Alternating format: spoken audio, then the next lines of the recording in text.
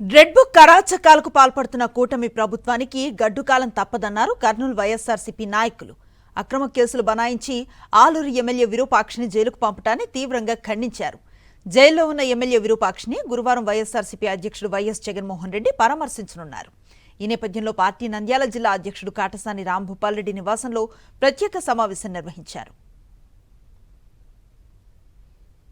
మా నాయకుడు జగన్మోహన్ రెడ్డి గారు 13వ తేదీ విరూపాక్ష గారిని చూడడానికి సబ్ జైలుకు రావడం జరుగుతుంది.